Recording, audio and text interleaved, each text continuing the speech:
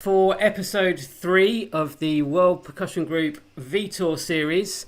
We are very, very honoured today to be joined by esteemed guest John Wooton. I've known John for the best part of 15 years, probably more, and one of the most kind, amazing, well knowledgeable, rounded musician that I can think of to put in the WPG platform.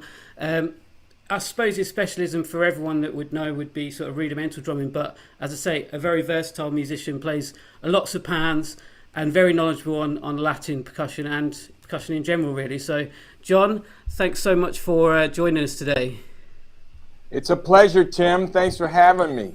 I'm honored, actually. That list you have is like, wow. I said, what am I doing in there? So well, thanks very much. Yeah. You've earned it, honestly. So today we're going to be doing something slightly different. This is a live stream, so hopefully people watching can hear and see okay. So it's sort of an open pad session for the second half of the session. We've got WPG artist Elliot Gaston Ross, who's going to be playing a piece called Chops-Stakovich, which John is going to work with a little bit. And then we're going to go on to speak about John a little bit and his activities, and then finish off with some pad stuff. So should we start with Chops-Stakovich first, John? I think so. Let's do that first, and then we can do the other stuff later. I think Yeah. Elliot needs to leave, right? So Yeah. That's cool. Okay, so first of all, we're just going to play a performance, hopefully.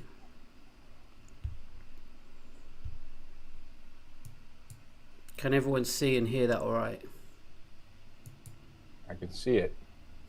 Hopefully you'll hear it in a minute.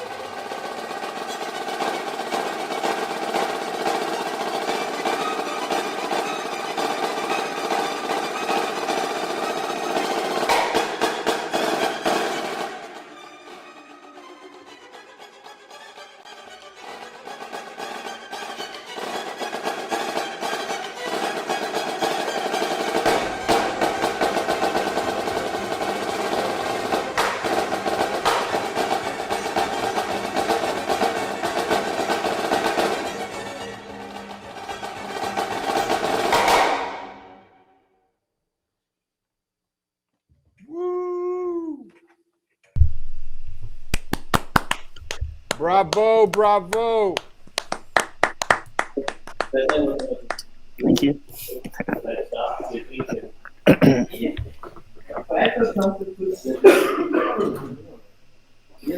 Somebody's. I'm hearing background noise. Sorry, it could be that you hear some background noise. I just didn't know if anybody's talking. That's okay. Awesome, man. This is a tough piece. This is really tough. So let me ask you, what challenges did you have? What would you say were your biggest challenges in learning this? Oof, there's so many, so many. I'd say, first of all, the main challenge was to get the sort of definition and clarity of the rhythm at that tempo. I mean, doing the tricks on top of that is one thing, but first of all, getting the actual technique to the point where I can play these complicated rudiments with all of the flams and the drags and the different rhythmic details, and also the tape. Obviously, I was practicing it with metronome, up until I got it to the right tempo. And then when you actually listen to the recording, it's not completely stable. So to adjust it, to play completely in time with the tape, you have to really listen to what's going on in the orchestral part.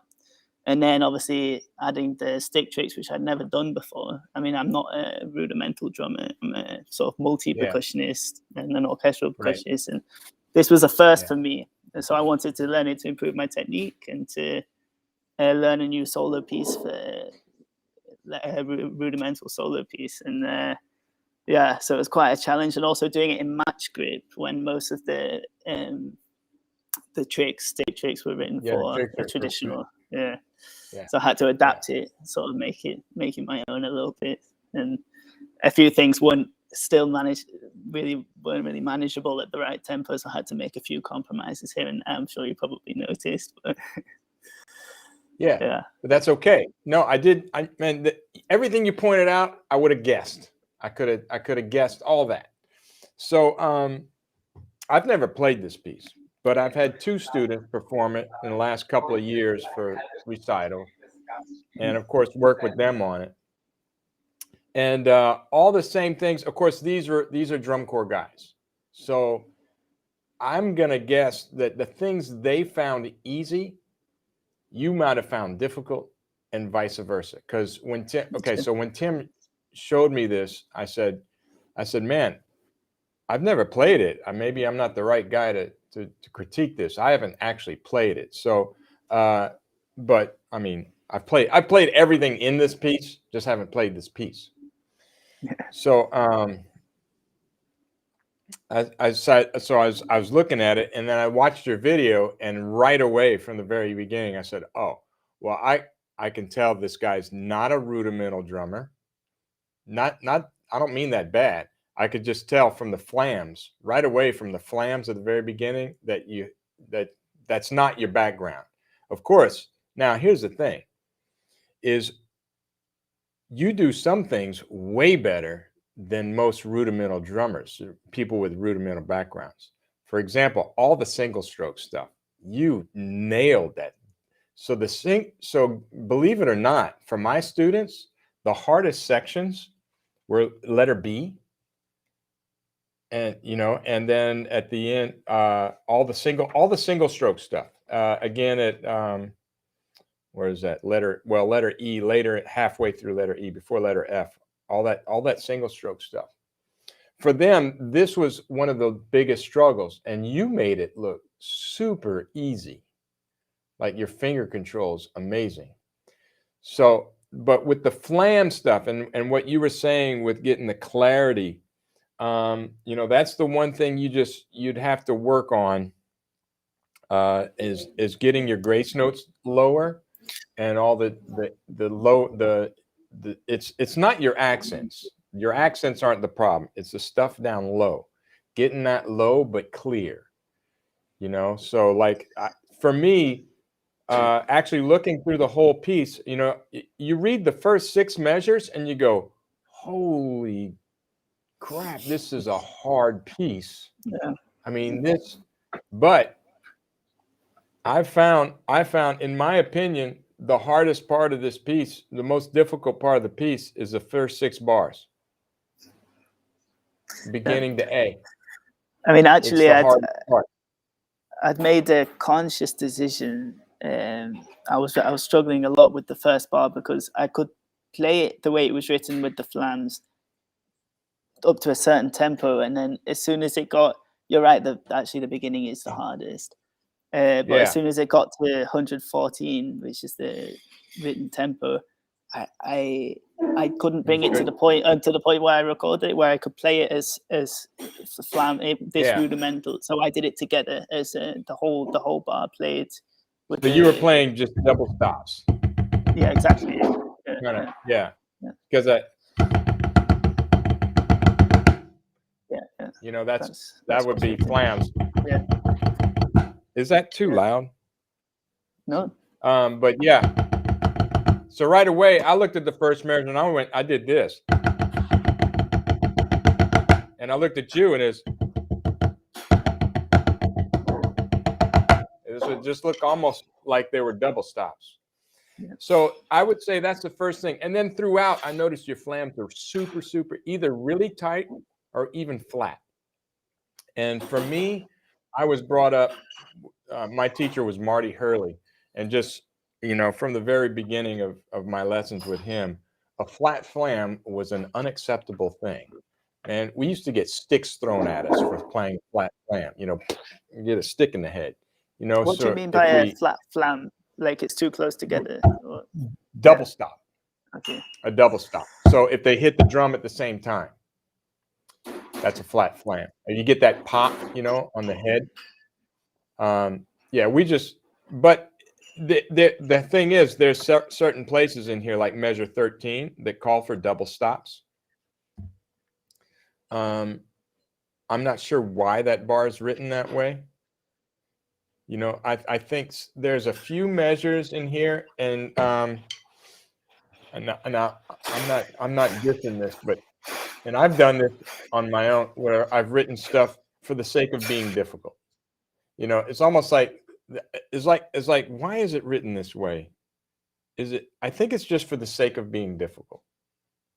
It's not for the music. It's just like, why would you put a book report in that 5/4 bar? I can't even play it right now.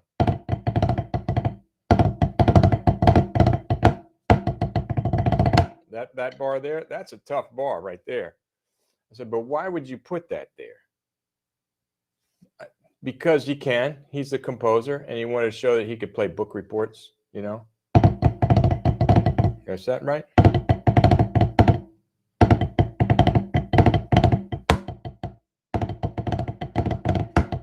I'm putting one too many, or taking one out.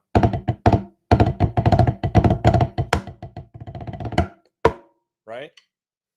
That's a cool line. I like the ending of that quintuplet, you know, where he does that. And you blend, by the way, you blended those really nicely, where it has that accelerando kind of written in, but you didn't play it exactly like that. You blended it nicely, which I was going to comment on, but I don't have to because you did it right. Or I don't say right, you did it the way I like it. I got to be careful. There's no such thing as right and wrong in a lot of things. It's just interpretation, what you like, what I like, what they like. So, but I would say let's take those 2 bars, you know, right at the very beginning.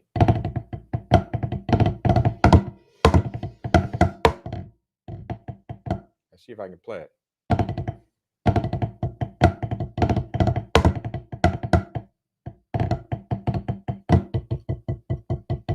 Yeah, so what did you do for a high mom? You were doing match grip. What did you do? Yeah, I don't have a pair of sticks here with me, but I kind of went into traditional and then flipped it back. Oh, you did? Yeah, you did. Okay. Yeah. So like that, but you hear it. Let me play it slowly. One, because I don't know if I can play it fast, but let me play that slowly just so you can and hear the clarity.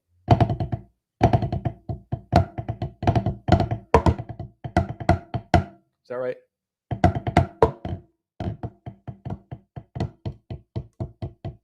Okay, Okay, so let me do it again.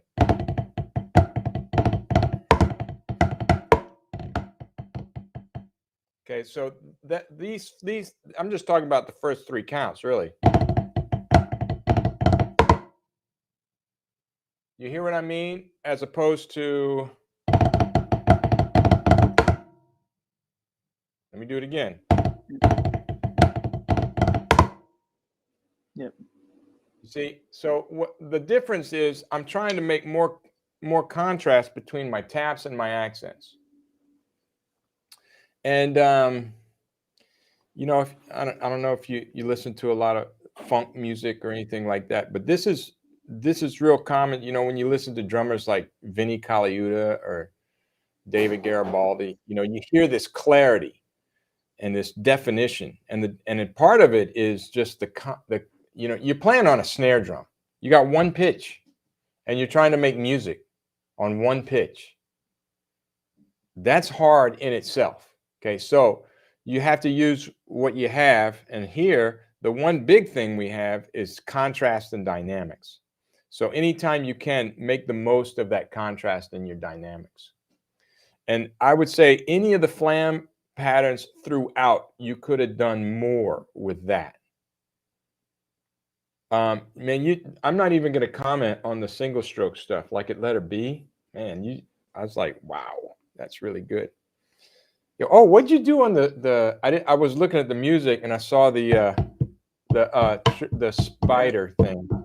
First of all, I don't think it's written right, because it says spider, but it doesn't work out right.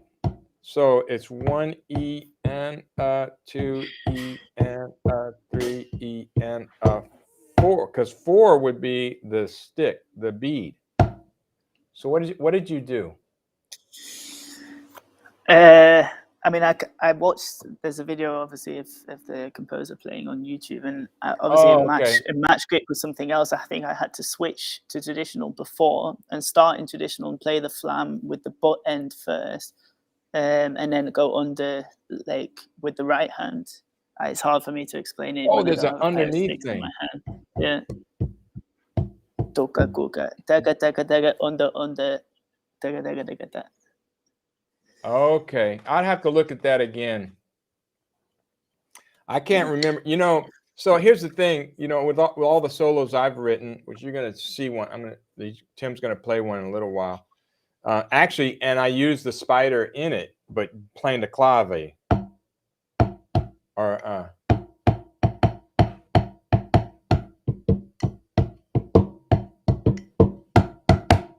that's in it, but it's slower.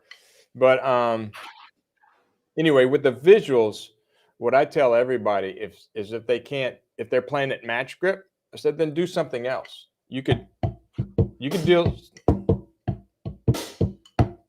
still do the spider match grip starting in this position, but do it this way. So you're going here, here, and then coming over. So you could still do it, but there's a lot of visuals. What I say about all the visuals is, man, do your own thing. Because I know I put this group together called the Flam 5. If you haven't seen it, check it out. Look up Flam 5 PASIC. And it's me and Ralph Nader and Harvey Thompson. I don't know if you've seen those guys. They're the BYOS guys. And Scott Johnson and Tim Green. And another version, we have Jeff Prospery and Jeff Queen. And anyway, one of the visuals actually was Ralph Nader. So we wrote this piece. And the piece was, each person wrote a section playing and using their favorite visuals. And then we went to PASIC and we played the piece together. And then we did a clinic on the visuals. And each person talked about their visuals.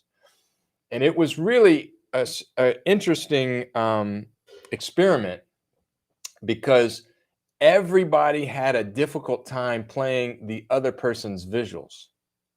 Like we could do certain ones, but if you haven't practiced certain visuals, it just showed you how hard these things are, how difficult. And one of the most difficult of mine was the spider. And I had to practice that thing because I'd never done it. We called it triple backsticking. And I had never done it. So I had to work on it day and night. There was another one that Jeff Queen did. It was Yeah, is where you bounce a stick off the head. Let me see if I can do it.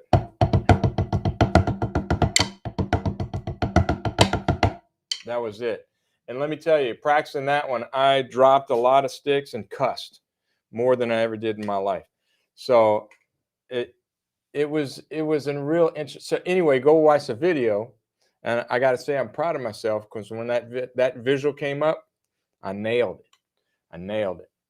But the way I did it was I practiced the visual, and I like at my office at school, I sat there and practiced it, and until I could do it 50 times, I wasn't satisfied in a row without dropping a stick, without missing a beat. I could do it 50 times in a row, and then I said, if I can do it 50 times in a row, then chances are I'm going to nail it in a performance. But things change in a performance. It's a lot of things that change, you know, your adrenaline, you know, everything changes. Then all of a sudden, I tell you what, man, when you flip a stick in a performance as opposed to practice, it feels like the sticks in the air for like 15 minutes before it comes down in your hand. You know? So I'm sure you've experienced that. So I'm like, oh my gosh, this visual, and it's like you have all this stuff going through your mind. You're going, you know, I did this in practice. It's just like, whoop, you know. Now it's like, oh my gosh, hey, what's that guy doing in the front row? He's on his phone, you know. So anyway, but yeah, I would say that kind of stuff really stuck out. So like at letter C, you have this stuff.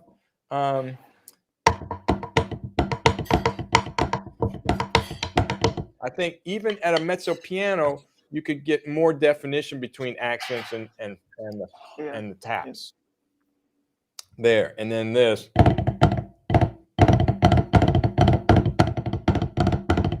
Wait, I gotta look at it slow.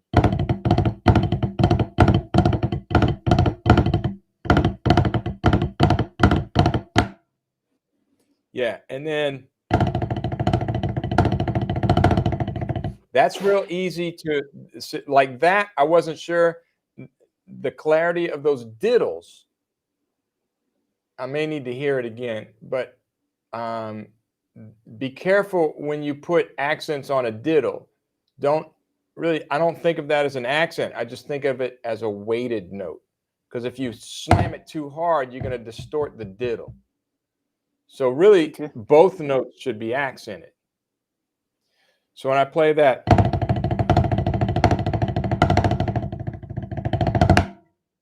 okay, you see, as opposed to this. See, that's not as clear because I'm kind of forcing it. It's just too much tension. I just think of it, whenever I see an accent on a diddle, I just think of it as weighted. Same thing as flam taps. So like in the 1, 2, 3, fourth bar of D. That's hard. Okay, why is that hard? Because he has an accent on the left hand followed by a flam drag where that left hand's a grace note. I would certainly cheat and not play that accent very loud. I just let it decay, you know. That's hard. I'm not sure why you would even write that.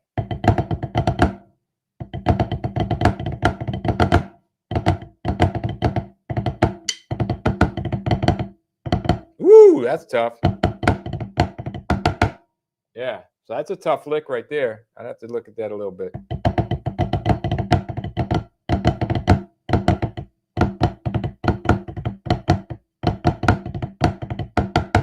Yeah, just awkward sticking. Just, you know, and just the other thing down, I have a motto. Have you ever heard my motto? It's slow it down, break it down, so you can throw it down. So with this, nice. I mean, I went through this solo with my students. I had 2 students that played this, and what you were saying earlier, one of them killed it. I mean, he marched with the Madison Scouts drum and bugle corps, played snare. He had. I mean, as far as chops go, this was not difficult. as far as chops go. But once again, the hardest part for him was the single stroke rolls, the flam stuff. Once he worked that out, boom. But what he had to do to work it out, like that bar, is just play those 2 bars.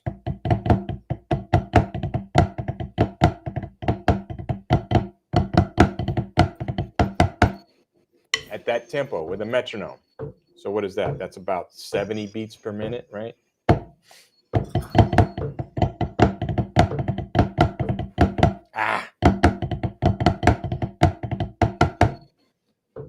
Until you get it perfect at several times, and then knock it up to 74 beats per minute, and then 78 beats per minute.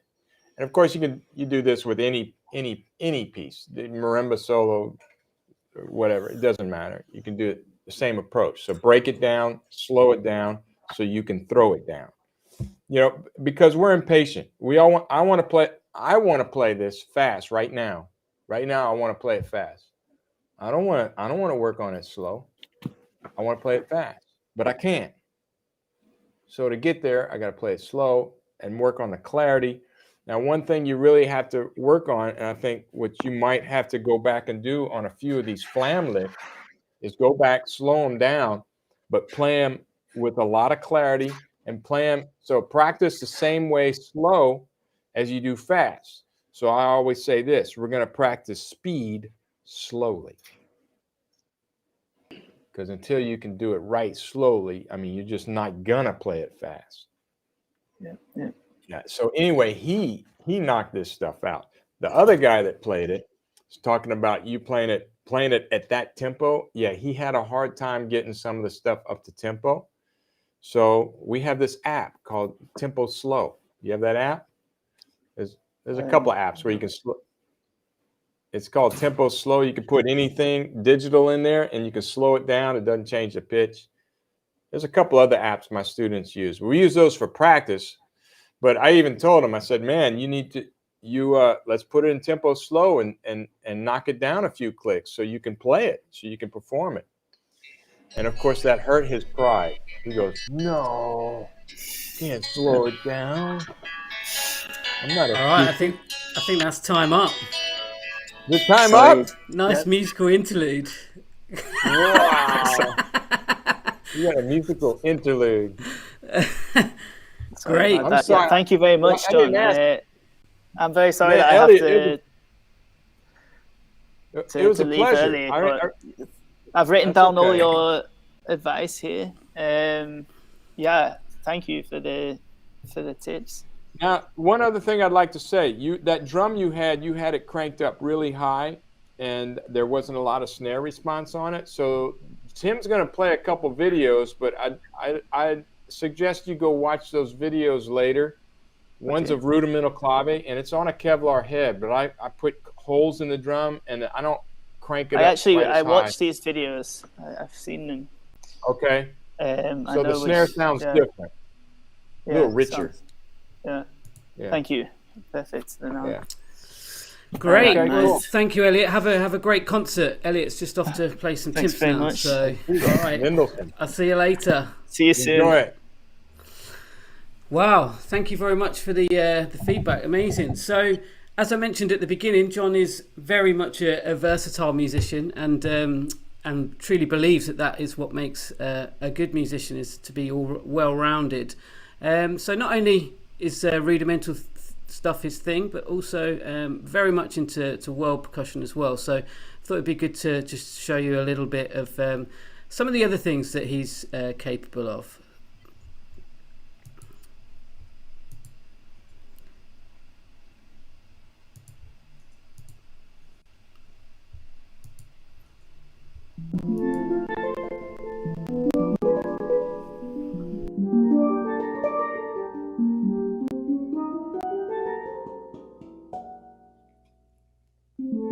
¿Cómo fue?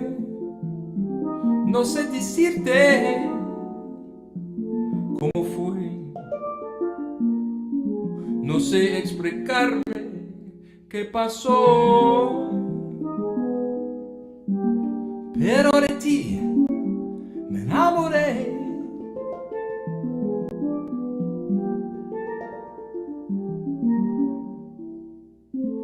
fue una luz que iluminó todo mi ser. Tu risa como manantial, lléname vida de quietud.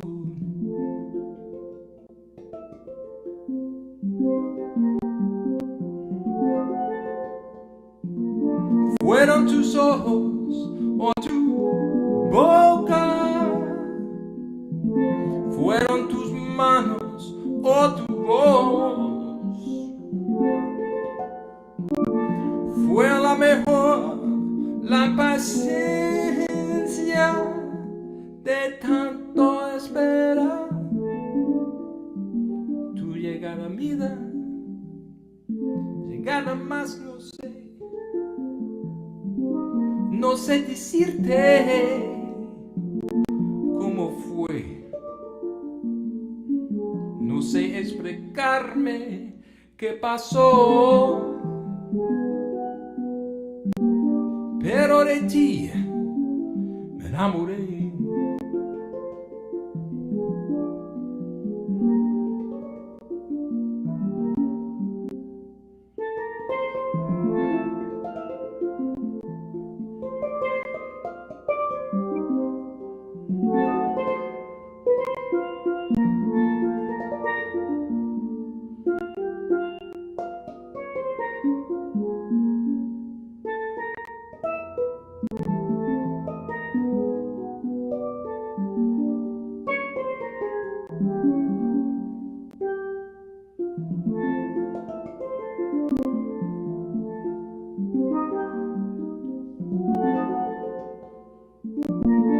Fueron tus ojos o tu boca, fueron tus manos o tu voz, fue la mejor la paciencia de tanto esperar tu llegada, vida, llegada más no sé. No sé decirte cómo fue, no sé explicarme qué pasó, pero de ti me enamoré. Yo no sé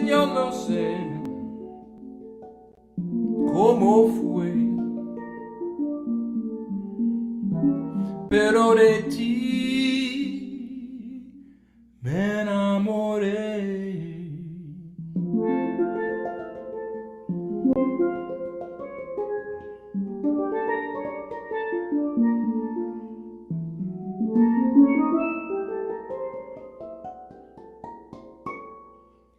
¿Cómo fue?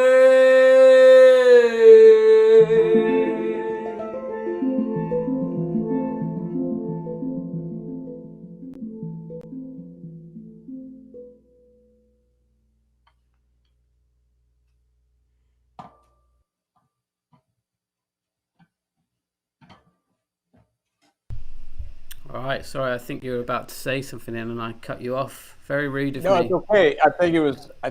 I forgot I was ready for that because I think is that's Jacqueline and I's tune, my wife. That's our song. Okay. Como fue. You were in the moment. I think I said love you or te amo, Jacqueline, something like that. So, Lovely. a little. So yeah, beautiful playing and singing as well. So I guess we've talked about like the versatility, but as well goes sort of hand in hand with your love for travel as well.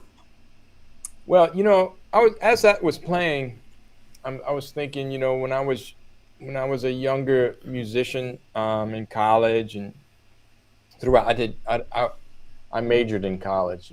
When you get a doctorate, you kind of spend a lot of time in college. But that whole time I was in college, learning lots of marimba literature,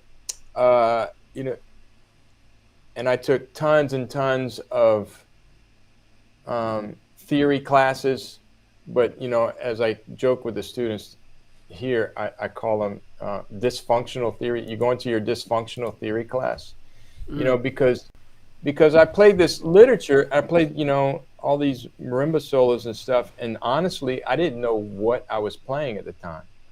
I didn't know harmonically how it worked. I just memorized it as muscle memory. And I learned all these pieces, and I didn't really understand what I was playing. So, and as I got older, I wanted to right that wrong. And I took lessons when I was at the University of Iowa. I took lessons from Tom Davis on vibraphone and learned about jazz, learned about chords and, what I call functional theory, how to actually use the theory on my instrument. Yeah. And then I started playing steel pans after that. I mean, I didn't start playing pans until after I had my doctorate and started teaching here at Southern Miss. And so I applied that to steel pans, that same theory, and then improvisation, composition, and another wrong I wanted to right was my singing. And because when I was younger, my brother always sang, but I didn't sing because I hated his singing. So I hope he's not watching. But he sang heavy metal, well, Led Zeppelin at the time. So it's really like yelling. He just yelled and he moved his voice up and down. So I just didn't like this. I didn't want to sing because I enjoyed. I listened to jazz, and so I listened to Tony Bennett, Michael Franks, Ella Fitzgerald, just much more mellow stuff. So anyway, I started working on my voice. And the first CD we put out with my steel band, I sang on it. And I remember giving a copy to my mom, and she goes, "Who's that singing? He's got a beautiful voice." I said, "Mom, that's me." She goes, "No, it's not. You can't sing." And she was on it. I mean, it was like, that's not you. You can't sing. Well, it's like, I can. You just never heard me because Paul was always singing too loud. Anyway, there was that, and there was another one. Here in America, we call people that are trilingual, or know three. I mean, sorry, I'm messing this joke up. People that know three languages, they're trilingual, which is very common in places like Argentina or in Europe. There's people speak. It's common to speak 3 languages or more. People that speak 2 languages are bilingual, and then people that speak 1 language are American. The British. Yeah. They're British. Yeah. Or English speakers. Yeah. Yeah, pretty much. And so I said no, and especially here in the southern part of the United States, we have a lot of Spanish speakers, and my wife is from Puerto Rico, and Spanish is her native tongue, and of course she's fluent. But so that's another thing I wanted to fix. So I'm working on Spanish, and of course singing songs. I love singing in Spanish. It helps me understand the language more. Plus, it's just a beautiful language. Mm-hmm. So there's all that stuff in there, all that, Yeah, absolutely. So and that's part about being versatile. But here's the thing: nobody hires me to play snare drum for things like this. Yes, I do clinics. I travel around the world. I do clinics and stuff. But I'm 1 in a million, man. There's not many professional rudimental snare drummers out there. So I play like what you just saw. I do that more than anything. I sing and play steel pans more than anything. I play jazz gigs, I play pop gigs, and talking about being versatile, I play everything from Jimmy Buffett to Bob Marley to Bach to jazz, all that stuff. And I think that's important. Never snub your nose at anything. I have friends that won't play Jimmy Buffett. Some jazz friends, what? You got to play some Jimmy Buffett music? I said, yeah. We're playing this party. They want Jimmy Buffett music, and we're gonna do it with a smile on our face, and we're gonna make it good. And they're like, "What?" And they don't want to do it. So okay, well, you don't have to do it. I'll get somebody else. And by the way, it pays $500. You go, oh, okay. Well, I'll do it now. No. You don't want to play Jimmy Buffett. It's okay. Yeah. So. Wow. Some lessons in there, right? Yeah, absolutely. So, where do you want to take us next? Well, we were talking about the drum that Elliot was using, which is typical, a marching snare drum with Kevlar top head, Kevlar bottom head, cranked, really tight, really short. So my thing is with the marching snare drum and the Kevlar heads, we can talk about the evolution of that and how this came to be. Yep. And people ask all the time, we got this big drum, right? This huge drum. It's 14 inches around, but what is that, 15 inches deep? Or is that 14? No, I think it's big. Yeah. It's a big drum. And then we put Kevlar heads on it and we crank it up to where it sounds like this. That would sound like a little big drum. So why do we do that? Well, because we can. Because that head will get that tight and it won't break. And the clarity, the articulation is extremely short. So when you're playing really short things, you can hear them. But also for like single stroke rolls and stuff, that head's so tight, man, those sticks just fly off the head. It makes it a little easier to play too. I've got a question. Sorry, I've got a quick question actually, sort of on that line. Yeah. So the Kevlar heads, how long have they actually been around? Since the mid 80s, since 1985, I believe, or no, 86 or 87. So that must have. I know this because 87, I think we started using them in drum corps. So I know this because I was teaching the Phantom Regiment Drum and Bugle Corps in 1987. Okay. And that's the year we started to switch from Mylar to Kevlar. But we were using conventional snare drums not the free floaters, just regular snare drums with lugs on the side of the shell and everything. So the sound pretty much changed overnight. Within a couple of years, from 1987 through 88, that's where the sound changed. That was a pivotal moment in drums, the way marching percussion sounded, 87 and 88. Yeah, that was pivotal. And it really hasn't changed since then. It's pretty much the same it was in 88 once we went to the free floating shell. So we had conventional snare drums with the lugs on the outside before free floating drums. And we went through get this, we had 12 snare drummers in the Phantom Regiment, and we went through 6 sets of pearl drums because they kept collapsing. They break the shells. The drums, the shell would collapse. Like you'd be playing and all of a sudden it'd go like a souffle.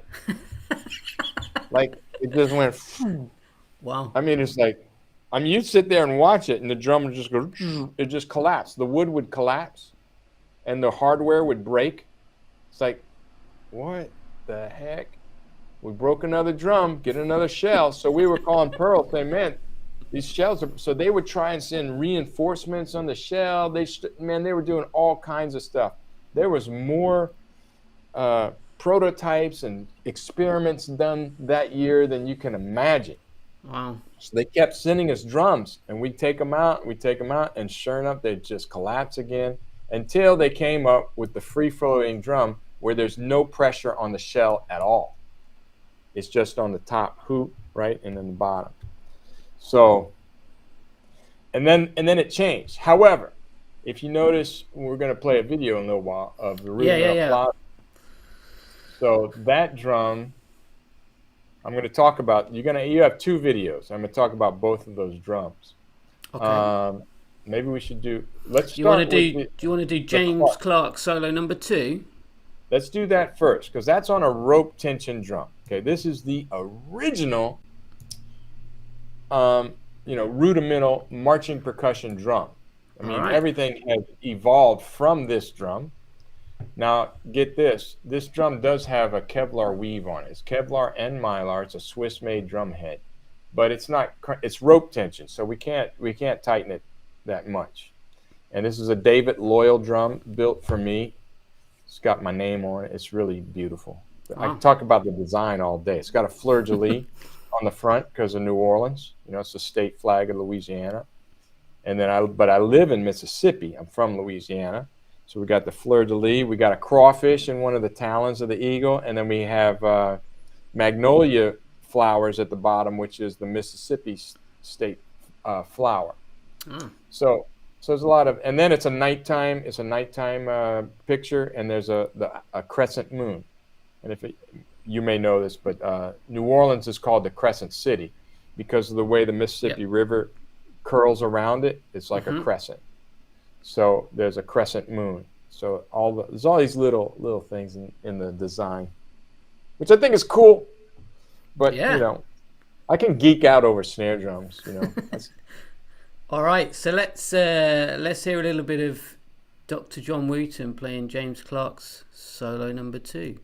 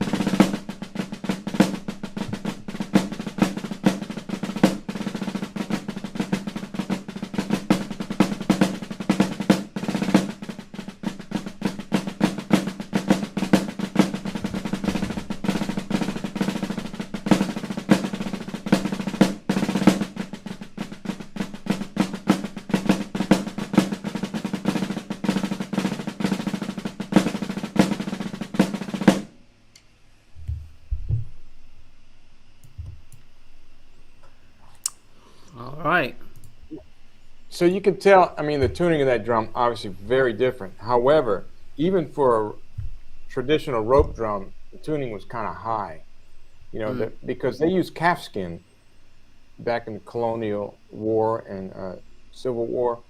And of course, depending on the weather, it would depend on how you've had a tambourine. You brought a tambourine with a skin head on it out into a humid situation, it just died. You know, it's no tension on it. So they had that problem. Of course, with that drum, you don't.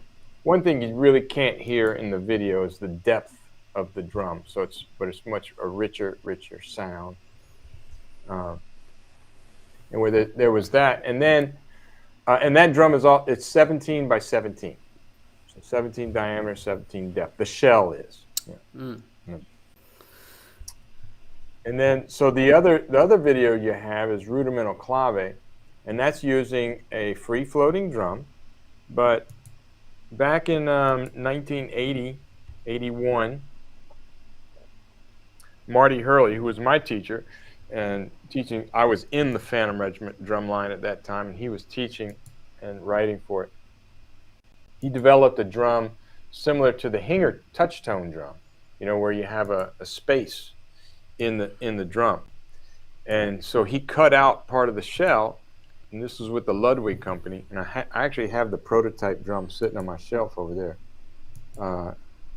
And then that opened up the sound. Of course, using a Mylar head, that was no problem. But now we got with the free floater drum, we did the same thing. So this drum you're about to hear has slits cut in the shell. What that does is it opens the sound up. The sound becomes much deeper. It does two things, which is really weird. It amplifies either side of the spectrum. So you hear more depth out of the drum, but you also hear more snare response. I guess because the shell isn't choked, the shell actually can choke the sound, depending on how tight the drum is. So when you open it up, put some holes in it, it opens the sound up. It's a much deeper sound, more snare response. And this head's pretty tight. You'll hear this head is pretty tight, but you're going to hear a lot more snare sound than you say, in Elliot's piece, you heard a lot of top head.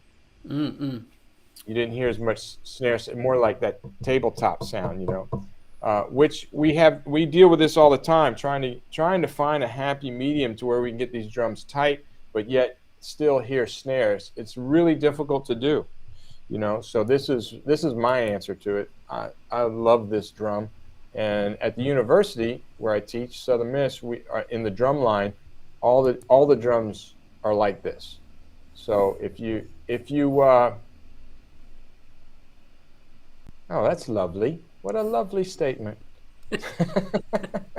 And all the drums are like this. And if you listen to drum, you can look up Southern Miss Drumline and listen to lots of videos we have on YouTube, and you can hear, 10 guys on these drums and how powerful that is. It's really powerful. So, all right.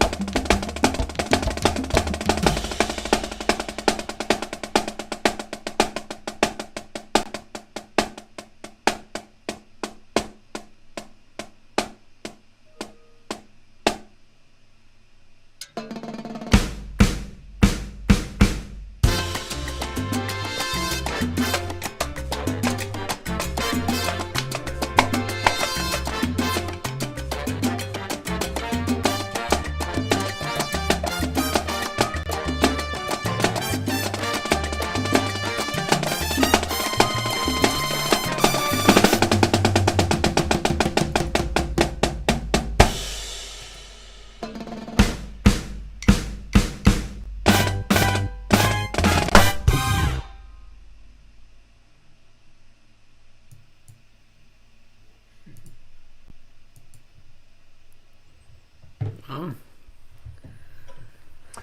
Amazing. Yes. So I'm not sure. I think I could play that on the rope tension drum. Here's the difference: is some of that stuff, especially when I'm doing those quintuplets with those fast paradiddles, I'm not sure I could play that on the rope tension drum. So obviously that drum's a little smaller. It's 14, and the other drum was 17. But you could hear the difference as opposed to Elliot's drum. So that's three really different sounding drums, like extremely different. But so there's that. You know, sometimes you have to tune a drum depending on what you're playing. If I'm going to be playing those fast paradiddles and stuff and have to go at that speed, then I might need a little help. See a little bit by cranking that drum up a little bit. So amazing, great. Yeah, and that was an old solo. That was Rudimental Clave. I wrote that years ago, but I revisited that because someone a couple of years ago wanted to play it, and I said, "Yeah, but I don't like it. I want to rewrite it." You know, I've heard composers say, you know, once I write a piece of music, that's it. I'm never touching it again. It is what it is. Not me. It evolves. Yeah, it evolves. You know, you see it, you go, you know, I did that 20 years ago. It could be better. I'm going to make it better. So I made it better, and I put a track to it, but it also has a percussion ensemble. If anybody's interested in playing this, it's on my website, johnwooton.com, shameless plug. So you can go there and get it. But there's also a percussion ensemble, Latin percussion quartet that accompanies it, which I haven't been able to record that yet. But I want to do that here because I want to play all the parts. There's a conga part, bongo, timbales, and then an accessory or shekere clave part. Yeah, nice. So that's all that stuff that's on the track is actually written out, except for the horns thing at the end, the little party we had there at the end. That's just on the track. Yeah. Cool. So I think for the next sort of hour or however you like really, you're going to do some stuff with the pad with the guys, if that's great. Good with you. I've got there's a few people watching on YouTube. I've got an issue with the backstage at the minute. I don't know what's going on there. They must be in the pub or something, but I think the program's gone wrong. So just if you could do your thing. Did you say they're in the pub? What'd you say? No, I was joking. I can't. They're in backstage, but I need to sort it out. So I'll work on that. If you want to make a start on with these guys. Okay. Well, right. I had a big question for all of you. I think you sent it. Did you send them those 3 handouts? So we had the Rudimental Clave. They should have that, and then the latest one's the intermediate one. Yeah. Yeah, and then so the other 2 handouts are from this book, which is Rudimental Remedies. It's a book I wrote for the PlayStation generation, you know, with tracks and stuff, because it's entertaining and fun, but also works on, you know, proper rudimental technique and some interesting rudimental applications. So if you've seen the 2, so we got, do y'all have your names up on those? That would be easier. We have 2 guys here. So they had the names up earlier. I don't know what happened to them. But if y'all looked at those pages, okay, there we go. Shalev, Koloditsky, and Isaac. How do you pronounce that? Shalev, or how do you pronounce your name? Yeah, it's an Israeli name, and it's pronounced Shalev. Shalev. Okay, yeah. Shalev. And you're in Israel? Yeah. Okay, great. Nice to meet you. Yeah, nice to meet you too. It's been so good in the masterclass till now. It was really enjoyable. Yeah, I think I heard your recording. Wow. Y'all played for Stephen Schick, right? Yeah. Yeah, the vibraphone thing. Yes. Yeah, I heard that. That was great. Wow, Congratulations. Thanks. Wow, exciting. Thank you. Yeah, actually, I have some history with Stephen Schick. We both went to the University of Iowa. So he started the it was actually the first accredited new music school in the United States, was at the University of Iowa, where he's from, and he was the first percussionist in that group. And then when I worked on my doctorate there at University of Iowa. When I went there, I took over the new music center percussion position. So we did a lot of what we call bleep blop music at that time. So I will say this about the new music. Some of it I really enjoyed. Some of it I detested. But it's what it was. Yes, it's always feel like it's more enjoyable when you play it. So I really, of course, get your point. Yeah. Yeah, absolutely. Like, for example, the Elliott Carter pieces, the timpani pieces, like those. I mean, I love playing those pieces. Hate listening to them. Yes, and even those are like, in my opinion, are not on the wild side.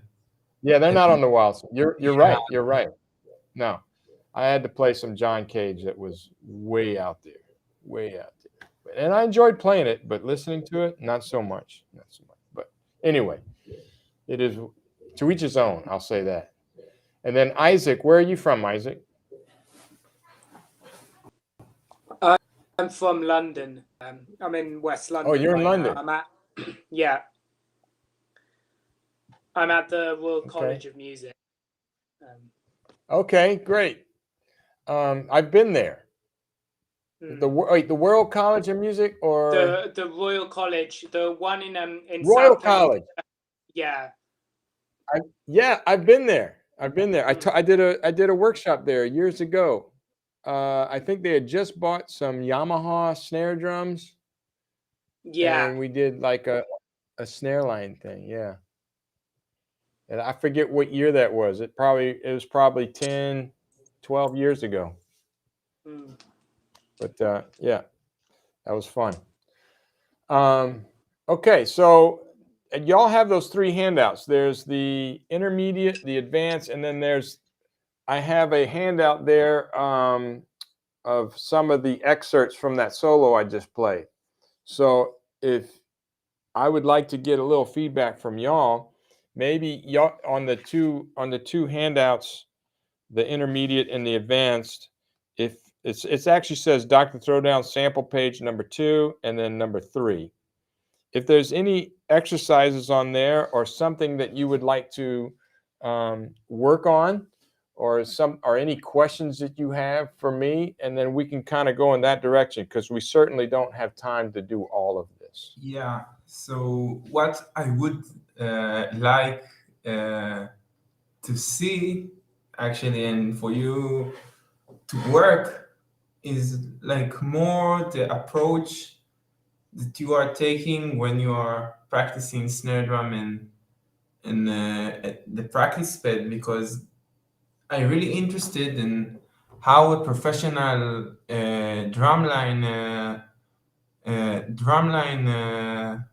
player practices technique, and like, what is your approach? Because every time I personally like play and warm up on the practice pad is to warm up first of all before playing anything else.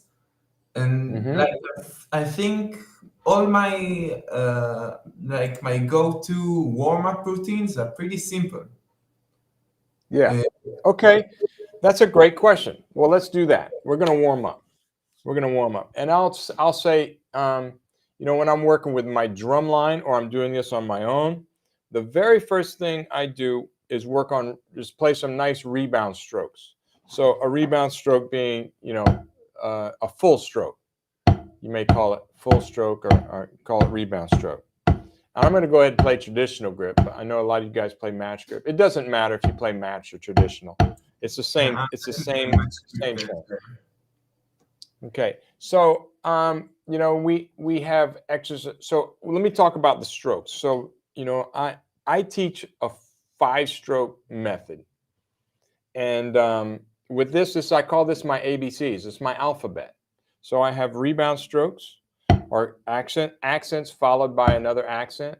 I have control strokes, or a downstroke, where you stop the stick right above the head and you're prepared for a softer note. Then I have taps, or we call those ghost notes, Drum set players call them ghost notes. We used to call them inner beats. Anyway, they're just softer notes. They're also rebound. They can be rebound strokes just at a soft dynamic. And then we have upstrokes, or what we call a molar stroke. It's a stick going up. It's a soft note preparing for another note. So each of these are defined by what follows. So a rebound is an accent followed by another accent. A control stroke is an accent followed by an unaccented note. A tap is a tap followed by another tap or another unaccented note. And an upstroke is an unaccented note followed by an accented note. So we have all of this. And you can do this with just wrist or with a little bit of arm to smooth it out. All right, then the fifth one being a press note, just a buzz note. So now I say that because I say that's my ABCs, because now I can teach you all the rudiments using those strokes. Nothing more. I mean, that's what they are. Yeah. You understand? So now the rudiments are, now this is our vocabulary. Now we're talking words. These are words, and then we string them together and we have sentences and we can tell a story. So the good news is there's only 5 letters, you know. You learn that and you're good to go. So I have exercises where I'm warming up,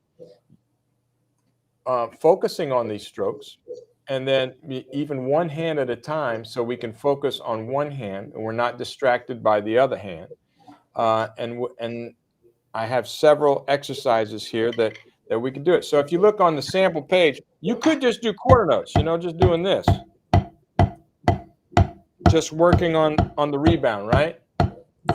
Yeah, for sure. But how boring is this?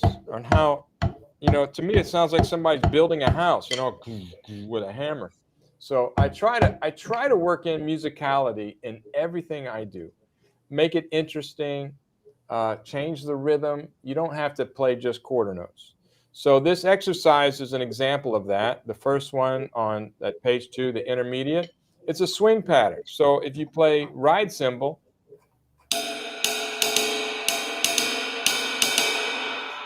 everything, almost 90, I'd say more than 95% of the strokes you play on a ride cymbal are going to be bead on the bow, and they're going to be rebound strokes.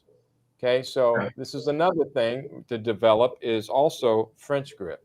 And we also use a French grip when we play ride cymbal. You don't play Germanic or even American, or it's French. It's the thumb on top. Okay, but usually when we go to snare drum, I don't want to get too much into those grips because or what's right or what's wrong. I know people that play French grip on snare drum. I had a student who was killer. I mean, I don't. When I play snare drum, I go more to a, you know, American or halfway grip, German or okay.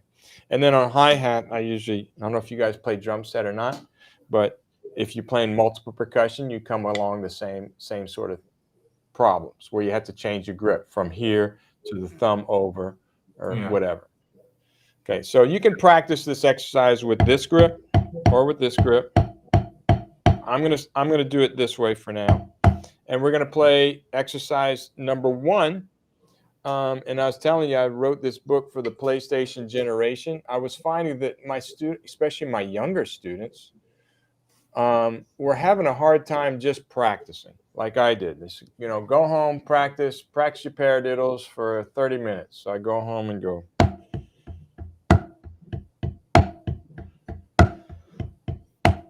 And I'm bored. Now I'm bored. You know, I'm bored practicing whatever it was when I was at that age. So this is, hopefully these tracks will encourage them or you or anybody. Actually, I love playing with these tracks. They're a lot of fun. So we're going to play this exercise. So it's just a swing pattern. Maybe look at it first. Oh, by the way, I have a motto. Sorry, what did you have? I have a motto. Yeah. A motto. All right. The motto is slow it down and break it down so you can throw it down. My nickname is Dr. Throwdown. My publishers gave me this. Yeah. Slow it down, break it down so you can throw it down. And that works, as you know, with just about learning any kind of music. Definitely. You play it slow. You break it down. You either break it down measure by measure or one hand at a time. You know, you isolate things. You break it down. You slow it down. And then you gradually speed it up and put it together. And before you know it, you're throwing it down. But you have to do it right slow. You have to do it right slow. So I say we're going to practice speed slowly. Okay, so that's what we're going to do here. We're going to play this nice and slow, but we want to play it nice and relaxed. So I'll play through this exercise. The one thing you got to watch out is at the end, there's a little turnaround, a 4-lolly-1, and it goes to the left hand. So you play the exercise left hand lead. That's the other thing. Everything should be played with left hand lead. Or I have a theory. It's not hard to lead with the left hand. It's difficult to follow with the right. Think about that. Because when you're leading with the left hand, now your left hand's got it easy. It's playing on downbeats. The right hand's playing the syncopations, which it's not used to doing that. All right, so let's go ahead and play this. Well, let's play it once without the track. So from the beginning, y'all have sticks and a pad. You can play it with me. Okay. Yeah. You might. Like I'm really not comfortable right now, but I can try. Okay, yeah, try. Let's just try. Yeah, but what you're gonna have to do is you're gonna have to mute. You're gonna have to mute your sound when I start playing, just so we can play together. Yeah. Okay. So let's take a look at that last measure. 1 and 2 and 1 and 2 a triplet 1, and it goes to the left hand. So I would isolate that last measure and play that over and over. 1 and 2 a triplet 1 and 2 a triplet 1 and 2 a triplet 1 and 2 a triplet 1. And everything is rebound strokes. So we want everything bouncing back, and then we'll do it. So let's play this. Let's play the whole exercise with the track. And every one of these exercises in the book has a play along track. And what I tell my students is first learn the exercise. Make sure you can play it before you turn on the play along track. You got to be able to play the exercise before you play along. Then start at tempo 1 and make sure you can play all the way through slowly. Even if it's not challenging. I guarantee you it will be challenging, because I tell everybody the hardest tempos and the hardest tempo to play anything is to play it slowly, properly. That's the most difficult, because you have more space, more time for error. So slow it down and get it right. Okay, so we're going to start at tempo 1. And then the best thing you can do is to watch me and kind of imitate what I'm doing. So the best, remember this, is if you're going to be teaching, I'm sure you all are going to be teaching in the future, if you're not already. The best way to teach. I'm teaching. The best way to teach. You're teaching now? Yeah, like I have some students and I'm teaching them drum set, and I actually was really like I laughed when you said your motto, because that's one of the things that I was taught really early on, and I pass it on to my students, my younger students. Like when we are working on a mini monster etude or something, like take each quarter by itself, and then the half, the first half of the bar, and then the second half, and then together, and they are always surprised that they got this right after like 3 minutes instead of 10 frustrated minutes. Well, you had a good teacher. Go back and thank him. Yeah, I do thank him every day, actually. I see him a lot. That's good. So excellent. That's awesome. And I was going to say the best way to teach, well, is to do this, use this motto. But the best way to teach is by example. There's nothing better than teaching by example. Like all the talking I've done means nothing compared to what you're going to see and hear. Okay, so when I start playing and I want you, and the best way to learn is to imitate. So if you have a young student, you make sure they're watching you. First of all, you make sure you're playing all the time. Play for them, play for them, play for them. And you just make sure they're watching and imitating you, because sometimes they get focused on what they're doing and not watching you. And you have to remind them, no, watch me, imitate me. You know, it's not an ego thing. It's just that's the way they're going to learn. So, and it's you too. I mean, any of us, you know, we should watch more than we and listen more than we play. Or as people say, you need to listen twice as much as you talk. That's why you have 2 ears and 1 mouth. Of course, I'm doing all the talking right now. I think I have 3 mouths. All right, so let's do this. 1, 3, 1. So it's lesson 1, exercise number 3, tempo 1. We're going to go slow. We're going to play high. You ready? Here we go. Count it off. 2, 1, 2, ready, and.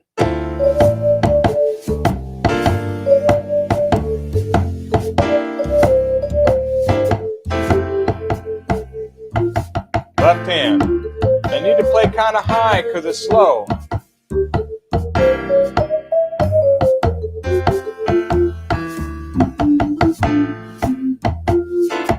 And try to get the stick in perpetual motion. It never stops.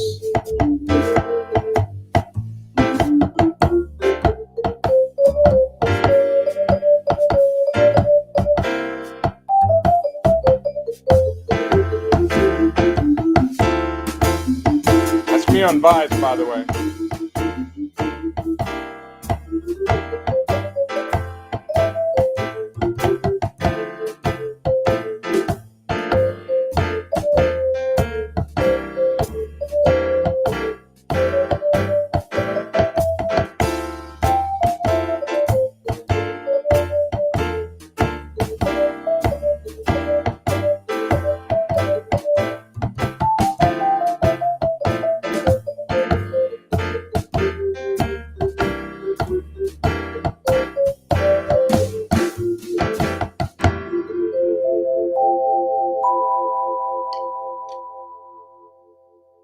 Yeah, I would have shortened that, but I didn't want to stop the vibraphone solo right in the middle of the cadenza there, so we let it go. But another thing I say about this is make sure you can play these tracks from beginning to end perfectly, just so you know you can play it. I actually have rules in the front of the book called the Nathan rules, because there was a student I had by the name of Nathan Sanders who's actually now studying with me for his doctorate. But this was back when he was in high school. And anyway, he's gone to school, went to Northern Illinois, and now he's back here again. Anyway, I call it the Nathan rules, because one of them was he would come to a lesson and he could play the exercise like 2 times, and then he'd make a mistake. And then I'd say, well, no, I said, Nathan, you need to do that one again. You can't play it. He goes, I can play it. I played it. I played it right twice. I said, oh, no. You got lucky twice. You can't play it. Just because you did it twice doesn't mean you can play it. You got to get from the beginning of the track to the end of the track with no mistakes, or you need to work on it some more. So, you know, that's one thing. We're always in the pursuit of perfection. But with these, you should be able to get them without any mental errors or physical errors, and then move on.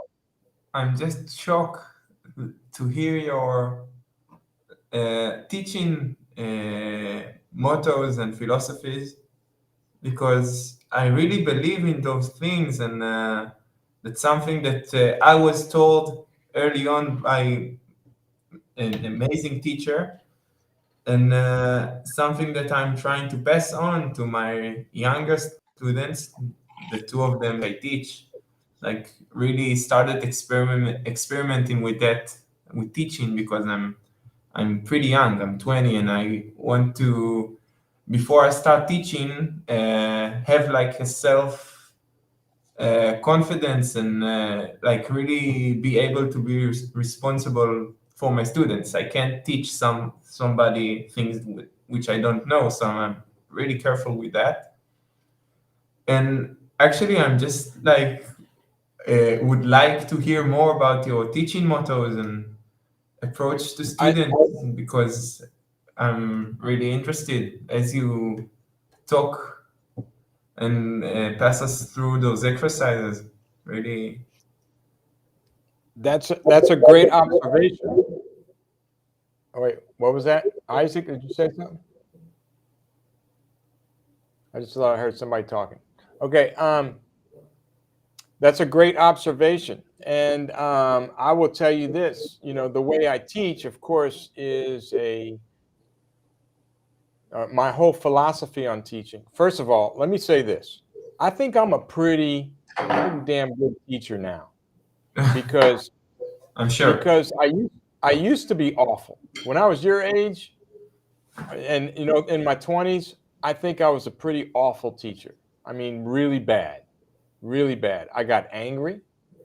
I taught by intimidating people, if you can call it teaching, and yelling, stuff like that, like really intense, and actually even corporal punishment, doing push-ups if you didn't do it right, stuff like that, which I don't mind, kind of keeps you in shape. I even do, if I make mistakes, I'll even do push-ups. But that's just kind of my exercise program. You kind of learned in that way as well, though, right? That's the way I learned. Through the drum corps, a lot of our teachers were intimidators, and they taught out of fear. So what I've learned in my 59 years of being on this planet is that's really not teaching. It's intimidating fear, and it's not. And I tell my students too, like as far as respect goes, you can't demand respect. That's impossible. There's no such thing. You can't say respect me because of who I am. The only way you can get respect is to earn it. You can only earn respect. Otherwise, it's not respect. It might be fear. Okay, but the same thing with teaching. You got to think of ways to educate and to get into somebody's mind, make them feel comfortable, and maybe think less of yourself. Sometimes you need to be humble, but you also need to be confident. That's a tough balance to figure out as you're growing up, is how to be humble but yet be confident. Because to be confident means you have to have an ego. We all have an ego. We all want to be the best, and that sort of thing.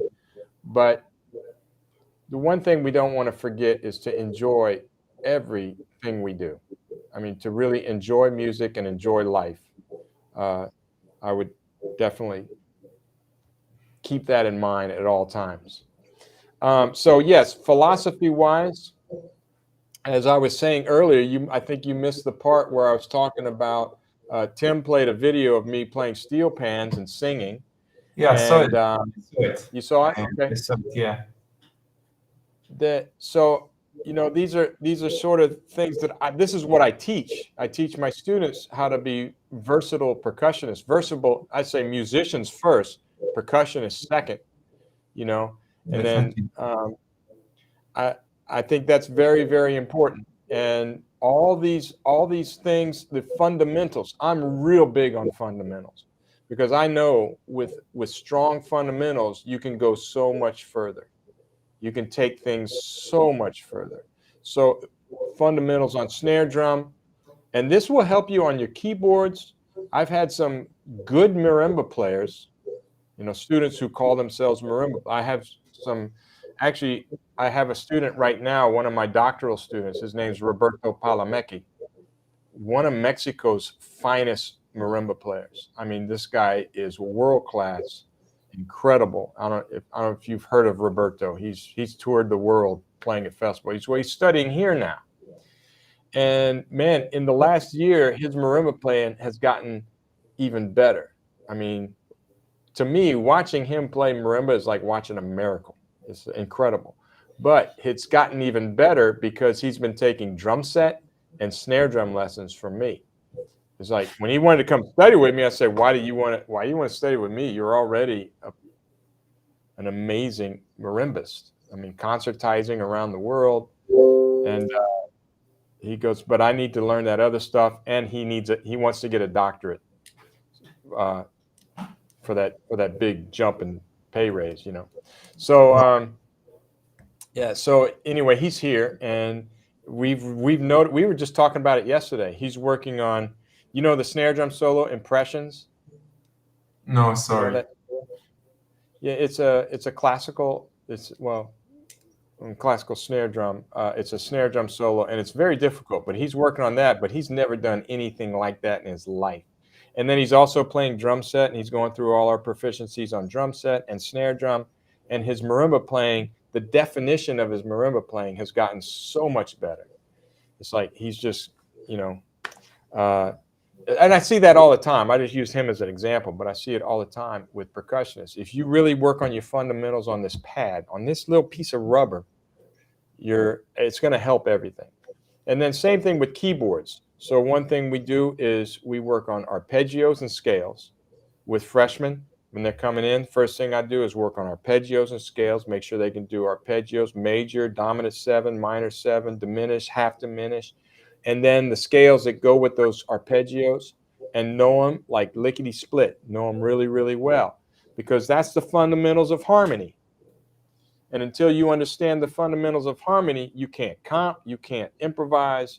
I mean, you can't understand song form. This is where we were talking about earlier. Is you may go to theory class and learn how to play triads and stuff on a piece of paper, but that's dysfunctional. Unless you can use them, you must apply. So application is very important with all of this stuff. Functionality, practicality, and application.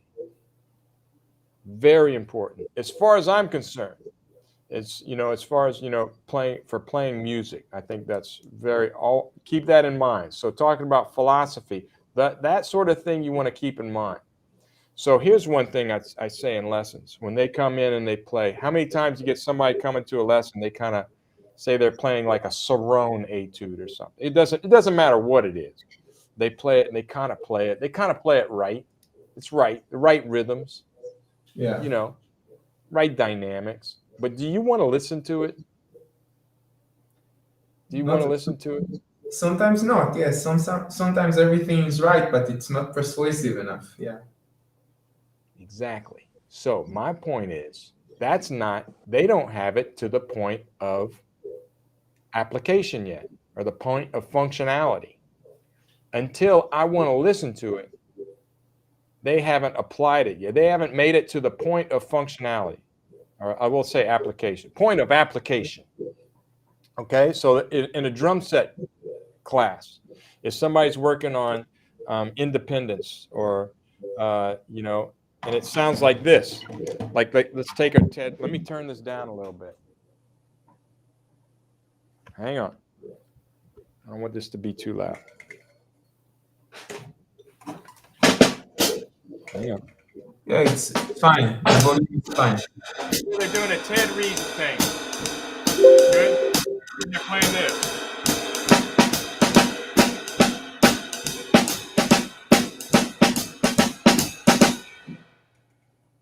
Okay, I can play the Ted Reed rhythms with a cymbal pattern going and not make one mistake. Yeah. It was perfect, right? It was perfect.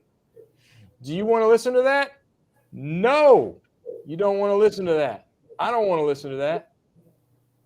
So it's not to the point of application yet. See what I mean? So let me explain here. I'm going to play the same thing.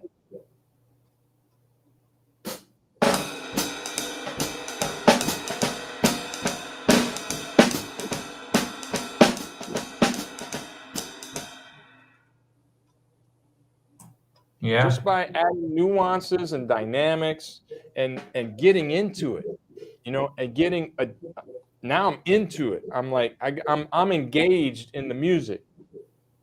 My head's moving, my body's moving. I'm playing this piece, no matter how simple it is, from head to toe, I'm engaged. Okay, so now I got this to point to the point of application. You're much more likely to want to listen to that. So that's kind of, in my lessons, I use that. I use that to judge my students. I judge them by whether or not I like it. if I'm in a lesson, I'm like bored to death. I'm like going, oh man, this is not doing it for me.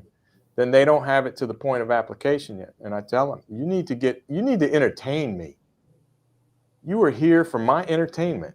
You know, we can joke about that, but you say, I want you to entertain me. That's your goal. When you come to your lesson, you got to come with the goal to entertain me. And if you can do that, you're probably killing it.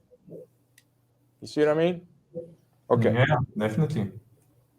So that's talking about philosophy. That's pretty much the way I teach my lessons. Sometimes, you know, you have to be harder on some students. You have to, there's a lot of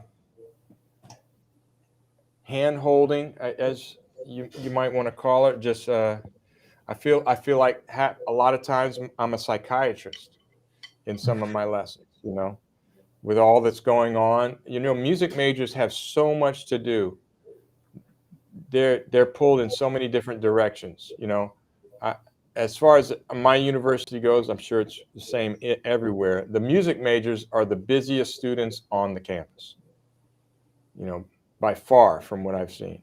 So there's a lot of, you know, in lessons is just balancing things. And another thing I tell students, I just had a student yesterday. He's trying to find that brass ring, that magic something that will help him be a great musician, where the whole time it's right in front of him. You know, he's taking lessons from this person and that person, getting online, watching this video, watching that video, and it's just too much.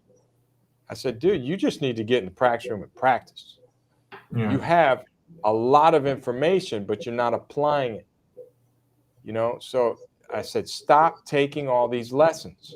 You know, and that sounds weird. Stop taking lessons? What? No. Well, he already has, you know, takes two lessons in this percussion studio. He's taken a piano lesson, an improv, and then he's taken marimba lessons online and a vibraphone lesson online. And I said, it's too much. Yeah, you definitely need to have like a constant line for a while. I can say about myself, when during all middle school and high school, I studied percussion, multi-percussion and marimba and a bit of timpani and xylophone, but mainly percussion and multi-percussion and marimba. And I always played drum set along to that. And that's the way I got into percussion, through playing drum set. And so it's always accompanied me through like my teenage years. Not that I'm still far from being a teenager, but after I finished high school, I took some like jazz drum lessons at one of Tel Aviv's famous teachers, just for 3 months, 2 lessons each month, and left the percussion on a slow burning flame. And I really feel that you have to be consistent at some point. But yeah, it can be confusing. Yeah, you have to focus. Yeah. It's definitely focus. Now, there's something to be said about variety and how these other things will help you. You know, those drum set lessons, I'm going to guess, helped you immensely in just coordination. Like, I played drum set on a decent level before, but I had the timekeeping feeling of percussion players, which is very flexible at times, and not really the metronomic aspect of drum set playing. And like you said earlier, slower is the biggest lesson. So he just let me sit down and play paradiddles at 30 BPM quarter notes. Ooh. And like I just got blown away of how hard it could be. It was 2 years ago, that particular lesson. And yes, it just shed light, and like I understood that I need to go and work on my timekeeping abilities. Yeah. And playing to Yeah. lots more of click. But you know, when you play marimba in a percussion ensemble, you don't feel that because time is feeling differently. And actually, it can be on drum set too. You know, time is not you can not necessarily quantum. Yeah, I'm sorry. Yeah, definitely. You can lay back and forward, and actually, it's one of the coolest things in Israel that you have a really diverse music community, and you have people who plays jazz and people who plays funk music, and it's all like an Israeli-based music and art. Like the songs are in Hebrew and the music is mostly Hebrew, but the variety is big. So you can listen to people playing like an Arab music mixed with funk elements, and go to listen to a bebop gig in Tel Aviv in like 20 or 30 minutes apart, and then go to listen to the Philharmonic in one of the concert halls in Tel Aviv. So that's really something cool about Israel. That it's such a small place with all. I've heard it's such a vibrant. Really diverse ethnic backgrounds in all cultural aspects, even food, and it's crazy.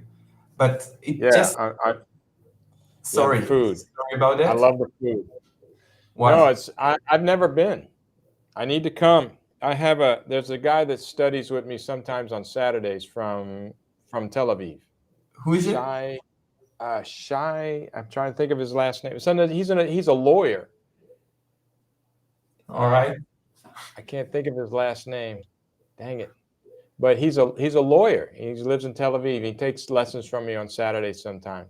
He's just a hobbyist. He just wants to play drums, so get better with his rudiment stuff and play drum set. I think he's a big jazz lover. But yeah, he's telling me about all the stuff going on. I'm going, wow, man. Yeah, so the stuff is crazy. Like and I'm sure the food is amazing. Yeah, and actually, I feel. Tell me if it's okay. I feel like I'm really squeezing you out of information and really taking it my direction. And sorry, Isaac, if you're not interested. Like we're good. Hey, Isaac's got a microphone. I'm very interested too. Okay. So I was just about to ask you another thing, that how you when you do all this I really can't find the words, but you play you are a multi-instrumentalist in in this way or another, because you are going to a drum line and play drum line snare drum, and you're going to a jazz gig and play drum set, and you're going to a jazz gig or might play steel pans. And I know that in the three situations you sound good in world-class level, and that's something that I'm really what? Well, you know, we have a saying: you can't have your cake and eat it too. I never understood that saying, because if I buy a cake, I want to eat the cake. Why would I buy a cake if I'm not going to eat it? So I'm eating my cake. It's my cake. I'm going to eat it. I enjoy music. I enjoy playing. You know, I think music is it's music. It's good music is good music. It doesn't matter what style. It doesn't matter what instrument. It's just good music. And I think we have some phobias. You know, I hear it all the time, and we got to be careful. So there's a balance you got to strike. And we're talking about this, and I was saying you got to be focused, but you also have to be curious. And if you're not curious, first of all, you remember this: you're a student for life. You are a lifetime student. As soon as you become or not become a student, you're dead. I mean, you stop living. You're always learning. The great thing about life is there's always something to learn. Every time I travel, I learn something. And it's not just about music. It's about culture. It's about food. It's about politics. It's about nature. I learned something. I just got back from a trip to Spain. We were in Madrid and Valencia. I was supposed to go to That's where London, I but was. huh? I was born in Madrid. Oh, really? We love Yeah, Madrid. Madrid's awesome. yeah. It's great. Talk about food. There's food from everywhere there. We had some great Indian food. Oh, food's off the chain. And in Valencia, the paella. Ooh, what? Oh my God. Seafood pie. And then we were supposed to come to London. I was doing a master class at the Royal Academy. Your foe, I believe, over there. The Royal Academy of Yeah. Music. And so actually, Well, the I've thing is, got plenty of friends from Academy. oh We yeah, don't I'm sure hate you do. that much. Just a I'm little bit. little But we competitive love each other edge. really. We're all one big family. That's good to hear. You know, because it's music. Yeah, it's we have that here in the United States. We have rivals, drumline rivals, and some people take it so seriously, like to physically abusively seriously, which I find just ridiculous. Now, so it's music. Let's get together and play some music. Who cares if someone else does it a little better? I mean, learn from it, if anything. Anyway, I'm doing a workshop with them tomorrow and the next day. Because I wasn't able to go, so instead I went to Tenerife. We did a week-long workshop at the conservatory in Tenerife, where I played on this week, and for the final concert, I played repique. We did samba band from Brazil. We did a samba thing, and I played repique, and then I played marimba. We did a couple of my percussion ensemble arrangements with percussion ensemble, mostly keyboards, and then rhythm section, mostly pop kind of stuff with improvisation and stuff. I played snare drum. I played a couple snare drum solos. In fact, the one you saw, Rudimental Clave, I played that one. I did not play steel pans because I didn't bring my steel pans, and they didn't have any there. So we didn't do that. And I didn't sing, but I would love to do that. That's my next thing. I told them next time I come, I'm bringing my steel pans. We're going to do a whole concert with steel pans and singing and all that stuff. So I love doing that stuff. I look forward to the diversity of it all. I love going to my school and teaching because we have all that at my school. We have a 40-piece steel pan orchestra. We have a full, large percussion ensemble. And then we have we do chamber ensembles. We even have a MIDI ensemble. You can check out all that stuff online. But we have a marimba ensemble. We have a non-pitch chamber ensemble. But all that stuff, man, I love it. I love it. So, and I don't want anybody to take that away from me. And I've been told when I was in school, I was told, don't do that. Don't play that music because you need to focus on this, whatever it may be. You need to focus on this. You don't need to be doing that. You need to be doing this. And I really, really animately disagree with that. I think you can find something very valuable in this that can apply to this and make you a much better player, and I see it in my students. I'll see a student that's playing, say, marimba or xylophone, and they're playing just with no soul. It's just they're playing everything technically perfect, absolutely perfect, technically, but it has no soul in it. I said, man, you need to play some drum set. I mean, I think it would help you. And if they learn how to groove and really, play emotionally, it helps that as well. So yeah, enjoy what you do. But here's the biggest problem, I think, with your generation is there's so many distractions. When I was a kid, we didn't have all these distractions. We didn't have the internet. There was no such thing as the internet. Well, it existed. It wasn't to the public. We didn't have it. We didn't have access to things right at our. This thing right here. It's an amazing computer. I saw an article the other day that in 1995, the processing power that this iPhone has in 1995 would have taken up one New York City block with computers and cost $3.5 million. Yeah. Yeah, so we didn't have it. We had to focus. More technology than to go to the moon as well. Yeah. Well, yeah. That's what they say. I mean, what's that? More technology in an iPhone than there was back in the 60s to go to the moon. Absolutely. Yeah, a lot more. Yeah.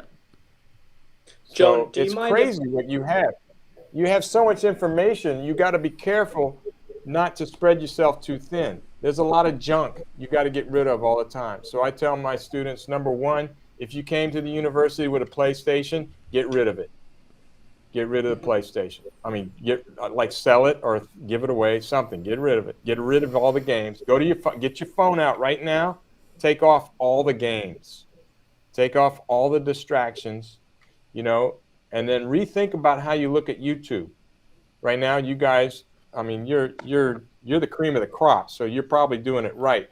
But you can understand how there's so many rabbit holes that are so easy to get sucked into, and then just watch these stupid videos and waste so much time. Yeah, definitely. That's a struggle. Yeah, it's a struggle. And it's my struggle too. I'm struggling. Definitely. I'm 59 years old and I struggle. When I get online, I get on YouTube, I go, oh, look at that video. It's like, what? And then I look at myself, why are you watching this? This is absurd. So we got to be entertained. We have to be entertained too, but there's just so much stuff out there. Yeah. You kind of have to be careful as well. You got to be focused. But usually John, when I go sit down at my computer, what's that? Do you think I could ask something? It's along the lines of we were talking about how you do lots of different things and also teach people across different instruments and all of that, and have ended up working in lots of different disciplines. So I think I speak for perhaps even most people on this course on the WPG, or most at least here in the UK or in Europe, most people studying percussion at conservatoires, is that we don't have a rudiment basically, and that we weren't taught how to play like that or think like that from an early age. So if later on that we're at uni, we want to get more into all of that, improve our trad grip if we used to play matched and so on, and it's a bit different obviously because there are some stuff which we have to unlearn, and there are, we didn't start from the very beginning. So what would you say are the Oops. You're getting a delay. Main kind of obstacle? Oh no, we lost him. Oh, main lost him. It's dropped out. So I guess I got the question. I Yeah, got it was- Yes, you can. Where'd he go? Bless Isaac, him. where are you? Bless him. He's been waiting 45 minutes to ask a question. He gets knocked out. Here he is. You know what it was? Tim's over there going, this question's taking too long. Delete. No, not at all. Sorry, Isaac. Anyway, yeah. I got your question. No, I was just gonna ask. Uh-oh. Not again.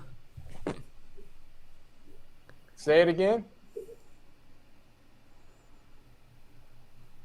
The last part of the question. You were going to ask.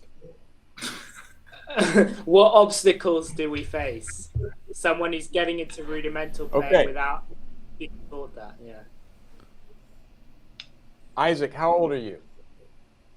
I'm going on 20. Okay. don't take this wrong, either of you guys. You're children. You guys, in your musical career, you guys are babies. Okay, that's not an insult. It's just you're very, very young. You're just starting. You guys are just starting. I mean, you guys are phenomenal, but mature-wise, you've just become adults. You just started your adult, or actually, I won't even say you're adults yet. You know what my dad used to say? He goes, "You're not an adult until you're paying all your bills. Then you're an adult." So, but I'm still not an adult then.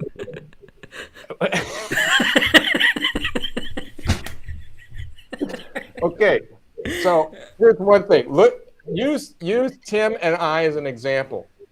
First of all, don't take yourself too seriously.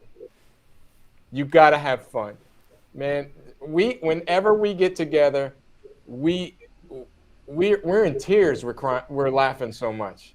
I mean, it's all. I don't even know why. We just laughing. We just enjoy what we do, but we're both serious players, obviously. And so don't take yourself too seriously, and don't take what I just said too seriously either. Just know the fact that you're very young and you got a long life ahead of you, and you got a lot to learn. That I'm not saying like you got a lot to learn, young man. You got a lot, not like that. You know what? You got a lot to learn. That's so exciting. There's so much out there. So when I told you when I was in college, my teachers would give me, like Mexican dances, Time for Marimba, Wind in the Bamboo Grove. These are all pieces I played, nailed them, smoked them, played it perfect, put them on recitals, played them. I got done with it. I couldn't tell you what key I would in. I didn't know. I didn't know what chords I was playing. I didn't know the harmonic structure of these pieces or why they wrote them. I didn't know, but I could play them. I had it down. So that was something I wanted to write. One of the wrongs I think that were in my education that I wanted to write. I wanted to learn functional theory. So, and the best way to do that is to learn jazz theory. That's functional, on the spot improvisation, jazz theory. But it's not just, as people go, I don't even like jazz. It's not about jazz. It's about theory, which can be applied to any style of music. I mean, Mozart and Bach, they were the best jazz musicians of their time. They were Charlie Parker of the day, because they could compose and arrange on the spot. And I guarantee, how people are about Bach. You got to play it exactly this way, this way, this way. I'm saying, I bet you if Bach were here himself, he wouldn't play it this way. No, there's no way. I mean, he was too good. He couldn't play it the same exact way every time. He would improvise because he could. And especially with all the influences around him these days, I mean, if he were here today, man, he'd be going, reggae? This reggae thing is awesome. That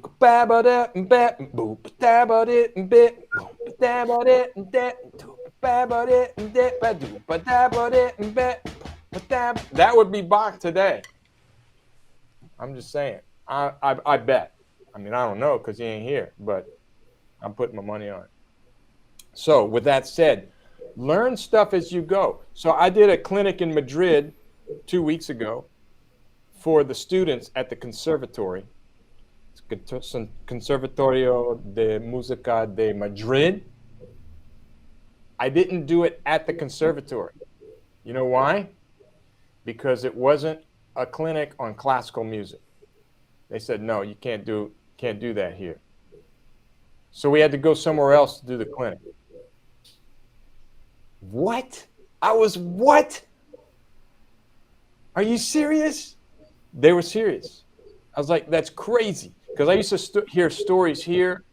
It used to be a very conservative. The school I teach at used to be very conservative. That's why they call them conservatories, because they're conservative. But it used to be the director of the School of Music used to go around at night and kick people out of the building if they were playing jazz. So if they weren't practicing anything but classical music, he would kick them out of the building. That was the director of the School of Music. I'm going, it's not like that anymore, of course. We encourage it. But it just goes to show you the way some people think. You need to form opinions, and figure out what you need to do. So, and all this, the good news for you guys is all this stuff's online. The good news for us, I think, Tim said, how long have we been knowing each other, Tim? Was it in Argentina? 2007, Argentina. Argentina. That was, talk about a fun trip. Oh my God. Yeah, that was good. Fun. Yeah, that was a blast. Some great music too, right? Oh my God, that week was really good. Oh wow, powerhouses. And I forgot what I was going to say now. Something about what I said earlier. What did you say? Well, it's obviously profound. I don't know. See what I mean? See what I mean? That's what I'm talking about. Okay, so you can go from that and you just, okay, can't take yourself too seriously. Obviously very profound. I'm sure anything that came out of your mouth, Tim, is profound. Always. But it was with the group. Oh, YouTube. I'm sorry. It was YouTube. So when YouTube became quite popular in the, like about 18 years ago, maybe, when people started watching it. So this thing, like this rudimental drumming, this kind of drumming, which we do, which is very common in the United States because every school has a marching band. Every university has a marching band. It's hard not to be a percussionist and not play this way. It's in the United States. It's very difficult to not play that way. However, this is an American cultural thing because of American football. It's because of a sport we play this way. That's crazy, but it is. That's the truth. So with YouTube, people start seeing these drum lines. They start seeing drum corps, indoor drum lines and stuff. And all of a sudden, boom, it was like a sonic boom of marching percussion. I started getting phone calls to go to Argentina, Brazil, come across the lake over to your place over there. I started getting a lot of requests to come do clinics because now they're interested in this sort of thing. And of course, I want to play my problem now when I go play places is I want to do everything. And they're like going, no. We want you to teach us how to backstick Rudimental. That's what we want to do. We want to learn that. We want to learn how to do that. I'm like going, yeah, I don't want to do that. I want to sing. So there's a balance. I had to, find a balance for all that stuff. But I think that's when, the world really started changing is when internet. So now I actually have a student doing a dissertation, a doctoral student doing a dissertation on how rudimental drumming has taken over and in different countries and how the style of music from that country has impacted rudimental drumming the other way as well. So he's actually doing a study of 3 different artists in Argentina who are writing rudimental compositions, but the compositions are tango, what's the other style? It's northern Argentina. I can't think of it. It's on the tip of my tongue. Anyway, how rudimental drumming has influenced their music, but again, the other way. It's pretty interesting. It's really, really interesting. This is happening in Colombia, Peru, all throughout South America, Brazil, pretty big in Brazil actually. And then that's why I was in Spain, was to teach this stuff. So I'm gonna have to head off now, John. But okay, it's been really fun. Thanks a lot. Yeah, thank you, Isaac. Thanks for the question. I hope that helped. I'll go back to that other thing: is stay curious. Stay curious all the time. Sure. You know. Will do. But focus. Thanks, Isaac. Thanks, Isaac. See ya. Bye. So yeah, we could probably just talk all night, but We could. Well, these are good, really quick. And Tim, I hate to. We kind of derailed what we were going to be doing. You know. No, this is fabulous. Stuff. Like, but man, sorry I couldn't get the group in the chat. They have been on YouTube, so they have seen this. So okay, all right. Well, these are some great questions from Isaac. And how do you pronounce your name again? Shalev? Yeah, you're right. Shalev. Yeah. I remember the accents on the first syllable. Shalev. All right.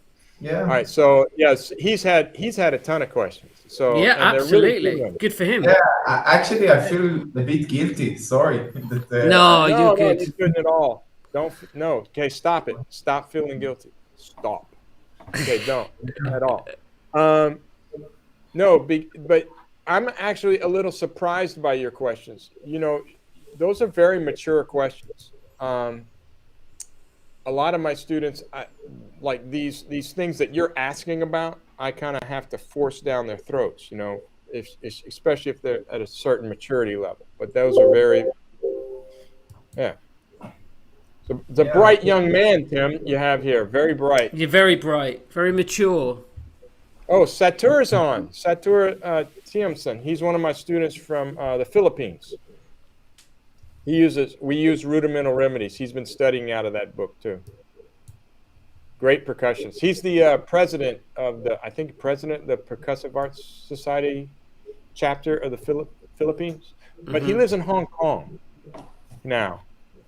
I believe he teaches in Hong Kong. He may be doing both. I don't know. Right next to each other. So. Great. Well, thank you so much for your time. Oh, are we done? Well, that's 2 hours. 2 hours and a quarter, actually. But what? Yeah. Wow. Okay. Well, I'm sorry we didn't get to a lot of these. You know, if you're ever interested in, I do. Can I do a plug? Of course you can. Okay. So this book and the Rudimental reference book and all my compositions, steel band compositions, percussion ensemble, drum line, snare drum solos, they're all, and my newly designed throwdowner sticks. And the Cajun practice pad, you can kind of see right there. Those are all available on my website. Completely free of charge. Wow. No, not at all. Not at all. But Tim, we have a special price. We're going to double all the prices just for you. Just for me? Oh, you kind gentleman. Mm-hmm. Now, Matilda, I'll give Matilda whatever she wants. I bet you will. You can just borrow it from her. She was watching earlier, actually. She said, actually, what did Carly say? She said, Matilda loved watching. She kept shouting at the screen, "Oh, that's Daddy. And it's Uncle John." Uncle John. There you go. Are you mad? Are you mad? Yeah. Awesome. What a cute awesome little girl. Well, thank you so much for your time. Sorry, go on. Yeah, go. Well, I have a subscription. We're going to be setting up a subscription page where we've gone through this book. We have this Saturday. We do these Saturday lessons with a group of students. That's the one from Israel, Shai. I wish I could remember his last name. We have a group. It's adults. It's all adults, and we're going through the book. And speaking of which, you know, they've all been brought up in a different environment, so they're trying to learn rudimental drumming to help their drum set playing. And I'm doing videos for Drumeo on rudimental application on the drum set, on how to bring this to all of this. And anyway, that I'm going through the book, every exercise, every tempo, every etude. That's 951 tracks. It takes like 60 weeks or 60 videos. It's going to take 60 videos to get all the way through methodically. You know why they call it a method book? Because you have to be methodic to get through it. But yeah, so that's it. That was my plug, Tim. I'm done. Fantastic. Well, thank you so much for your time, John. Amazing words of wisdom. Could literally just talk all night, but we have to wrap up at some point. I know you're busy. So thank you for everyone that's tuned in over the last couple of hours. Session 3. Session 4 tomorrow, we're going to be joining Mendy Singh doing some Indian rhythms. Amazing tabla player and a pioneer of Indian music as well. So please do check that out. That is an open live session as well. So there's going to be something for everyone to learn in that session. I know there is. So all right, thanks everyone. Thank you, John, and see you all soon.